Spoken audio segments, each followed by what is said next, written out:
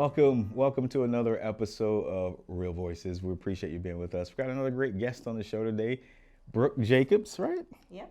Nice to meet you, and thanks for coming on. Tell us a little bit. Yeah, thank you. Tell us a little bit about yourself and what got you into the business. Okay. I am a mom of two girls, 9 and 12. My husband's a firefighter, so I single mom it like half the days of the month while he's at the station. And what got me into the mortgage industry, in 2012, I was ready to go back to work after our second daughter, and I got a job in front office of a mortgage company, and I started off, answering their phones and then file setup and then processing a little bit, and then I got my license to originate, but I was too freaked out to do anything with it. It seemed really scary, so I went and hid back in respiratory therapy for a while. Always had that itch to come back to the industry, so about 2.5 years ago, I ripped the Band-Aid off and started originating, and here I am with Minute Mortgage doing business development. Awesome, thank you. Being in the industry, after the downturn, I got out because it just was what it was. Mm-hmm. But there was this itch you get, like for whatever reason, you're in for life. So hustle for sure. So welcome. So let me ask you a little bit about your background when you got into the mortgage industry and coming from respiratory therapy.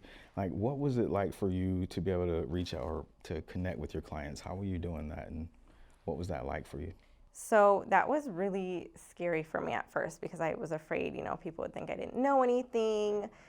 So that was something I kind of had to just overcome myself and get out of my own way because I did know things and I knew where to get the answers when I didn't. So I had to overcome that a lot, but just really out talking to people, talking to anyone I could talk to. Awesome. Yeah. It is one of those things that we really do get nervous about what we don't know. Mm-hmm. And I love that. Sometimes you just got to fake it till you make it, right? Yeah. You are a professional. You have a license. It's yeah. Right. So cool. Yeah. So did you grow up here, or where did you grow up? I did not grow up here. I was born in Wisconsin, raised in Bloomington, Minnesota. Okay. And we came out here when I was 17. My mom had her own company, and the investors were out here. Actually, right on Hartford Drive is right out where her business was transferred to. And so we came out here at the end of my junior year of high school. Okay. Yeah. So what was that like, leaving everyone you know and starting over in high school at a completely different place? I was terribly shy. And so it was the last quarter of my junior year of high school. Wow. And I had been with the same kids since, second grade. So it was different. We lived in Anthem when it was first being built. There wasn't a high school there yet. So I went to Barry Goldwater, and I remember still wearing my letter jacket from my Minnesota high school. And all of us Anthem kids just kind of sat together at our own table because we were all in the same boat. So it was cool living there because it was like a small town. So we'd ride the bus home together, and we'd go play football together, and it was pretty cool. Cool. Yeah. So growing up, when you're a little kid, you're a little girl, what did you want to be when you got older? What was your dream? I wanted to be an actress. Okay. What's changed? What changed? My just level of confidence in myself, probably. Like when you're little, nothing is scary. I don't know. And then for a while, I wanted to be a meteorologist. But yeah, I didn't go either of those routes. So. You said something there that always sticks out to me. When we're kids, we're not fearful of anything. Nothing. But somehow when we become adults, we're all of a sudden scared of everything. And I guess, how do you overcome that fear to still do what you want to do? And what are some steps you take? So I think just doing it. I find oftentimes my fear of the unknown and what I think might happen is so much worse than just doing it. And so by just doing it, you get over it. Plus I have kids, I have girls who I'm, preaching to. You can't not do it because you're afraid. So gotta walk it like I talk it. It's very true, very true. Awesome. So in your day-to-day business, I understand you're pretty new to Minute, but what does that look like? What is your business strategy?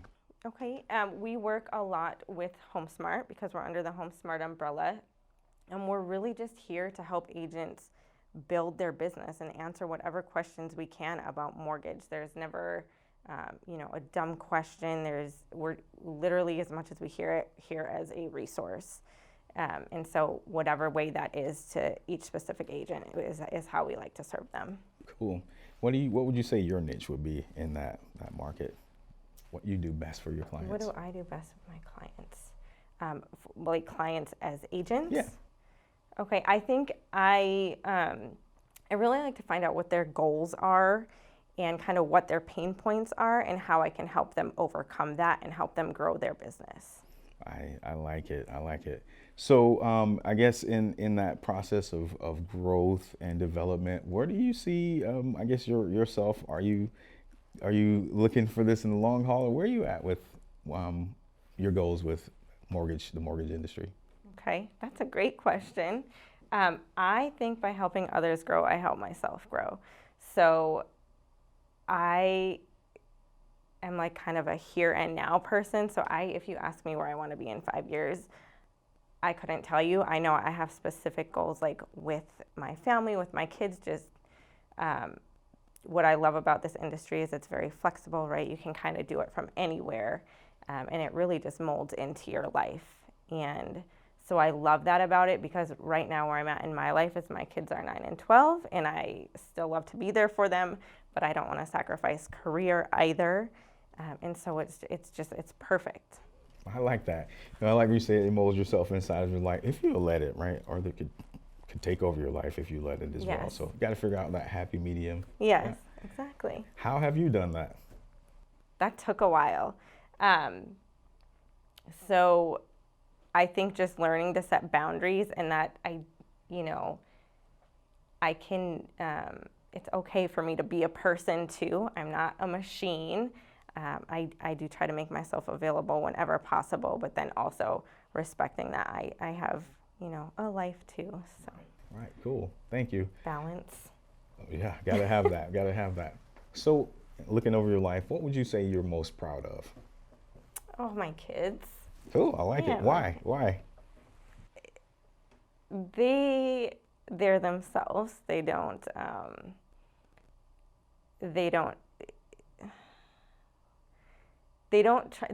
make themselves something different to fit in, which I think is huge, right? They're very much their own people, and they're okay with that, and others can take it or leave it, and that's okay. That's powerful. It's hard to do that in our lifetime. So much stress and peer pressure and things. So yes. Cool. So would you consider yourself adventurous? I say yes. My husband would say no. So when you're looking over that, then you say yes. What would you figure the most adventurous or craziest thing you've ever done? Okay, maybe I'm not adventurous. The craziest thing I've ever done, I don't know, cliff jumping. That's pretty wild. Yeah. What were you at? I was on like an 8th grade school trip, into Lake Superior, so I don't know if that counts. Yeah. No, that's like an on-the-spot question. It is, right? Yeah, I guess that's it. I think I wouldn't be able to do it. Yeah. So that's for me. It was like, I don't know if you've ever gone to the Great Lakes, but the water is so cold that it sucks the air right out of your lungs. So that's mostly what I remember from it. Awesome. I personally think that's pretty adventurous, so okay. I wouldn't jump off of a cliff. Not me. So cool. Still going back to your childhood. Who did you look up to? Who was your hero?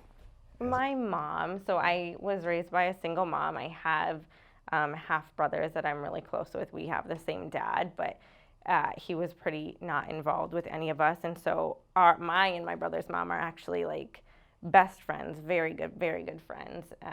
But my mom, she really did it all. She worked I know we were on welfare when I was really, really little, and then she started and built a huge company that got invested in out here. So she really, she was at every event too. So my mom. That is cool. Yeah. That's a real cool story, Karen, coming from that to that. So thank you. Appreciate you sharing that. Yeah.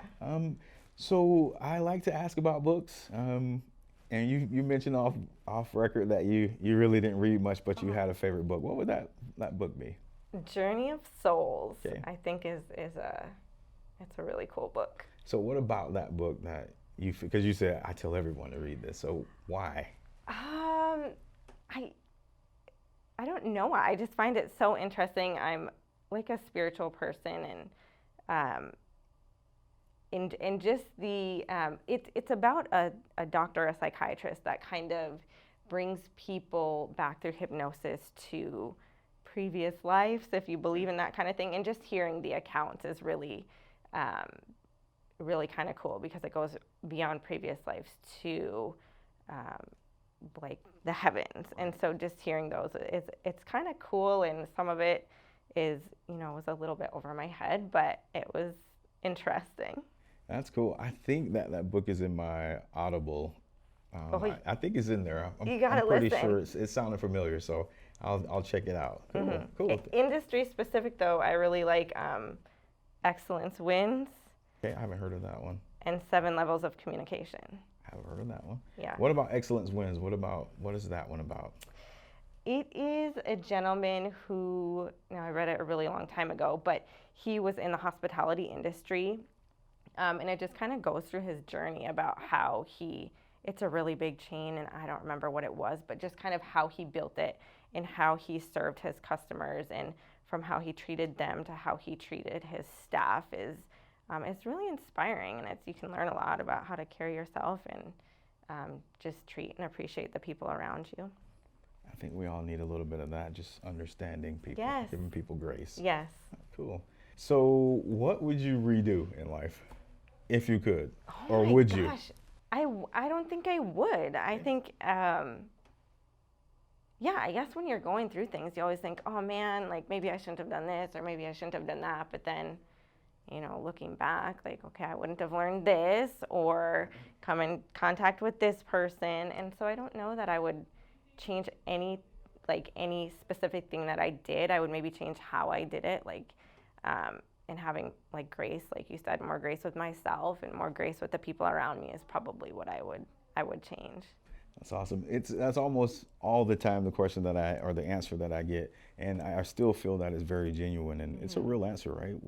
I wouldn't be who I was, so for sure. So thank you for sharing that. I guess a lesson that you have for the kids out there, like what do you tell your kids? I guess what is something that is recurring to them? We tell them something we tell them almost every day, no matter what they do, is we tell them to be the hardest worker in the room. Okay. So just always give the best of what you have that day. And some days it's going to be more than others, but just to give your best. The day is a gift. The minute is a gift. So whatever you have to give during that time, give it your all. Be the best you can be. Oh, that's awesome. Where do you think that comes from you to want to share that with them? So that's something my husband actually started. And I don't know. I don't know if that's what his parents told him but it started when they were in school, was, kind of just, okay, you're going to go and it doesn't matter if you're the top performer. It doesn't matter if you have straight A's. All that matters is that you're working as hard as you can. You be the hardest worker in the room. Nobody should be able to say like, oh, I worked harder than them. So I think just giving their best is so important, and realizing that it doesn't matter what that is compared to. We're saying the hardest worker in the room, but it doesn't, like the comparison of others doesn't really matter, just that you are giving your best. You're comparing against yourself. Yes, yeah. Yourself. That's cool. I like that. That's a really good thought. So thank you. I appreciate that. So what's your favorite type of a client, like your dream client? What does that person look like? Transparent. From a loan officer perspective, like our jobs are so much easier and their outcome is so much better when we're just transparent, because we're kind of like investigators, right? We're gonna find out anyway. We can't lie, we can't falsify things. So just complete transparency. And with that, if somebody isn't quite ready, aren't quite qualified yet, we can definitely help you with a plan, and we can see what steps you need to get there.